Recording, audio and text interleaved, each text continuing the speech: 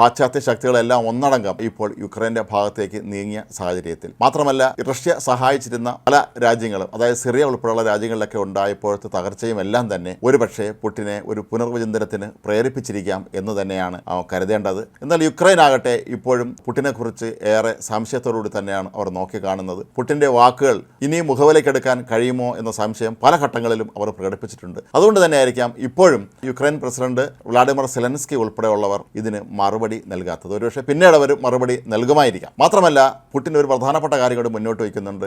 യുക്രൈനിൽ തിരഞ്ഞെടുപ്പ് നടത്തണം എന്ന്. യുക്രൈനിലെ പ്രസിഡന്റായ വ്ളാഡിമിർ സെലൻസ്കിയുടെ കാലാവധി കഴിഞ്ഞ മെയ്യിൽ അവസാനിച്ചിരുന്നു. ഇപ്പോഴും അദ്ദേഹം അവിടെ പ്രസിഡന്റായി തുടരുന്നത് ഭരണഘടനാ വിരുദ്ധമാണ് എന്നാണ് പുടിൻ പറയുന്നത്. കാരണം പുടിന് യുക്രൈനോട് വല്ലാത്ത വ്യക്തിപരമായി തന്നെ പകയുണ്ട് എന്നുള്ളതിൻ്റെ കൂടി ഉദാഹരണമായി മാറുകയാണ് ഈ ഒരു ആവശ്യം. കാരണം മറ്റൊരു രാജ്യത്ത് നിലനിൽക്കുന്ന അവിടുത്തെ ഭരണഘടനയും അവിടുത്തെ വ്യവസ്ഥതയും കുറിച്ചൊക്കെ തന്നെ ഒരു അന്യരാജ്യം ഇത്തരത്തിൽ അഭിപ്രായ പ്രകടനം നടത്തുന്നതൊന്നും ഒരിക്കലും ഉചിതമല്ല എന്ന് പുടിന് നന്നായിട്ട് അറിയാം. എങ്കിൽ പോലും ഇപ്പോഴും പുടിന് യുക്രൈനോടുള്ള പക തീർന്നിട്ടില്ല എന്നുള്ളതിൻ്റെ ഉദാഹരണമായി മാറുകയാണ് ഈ ഒരു വാക്കുകളൊക്കെ തന്നെ.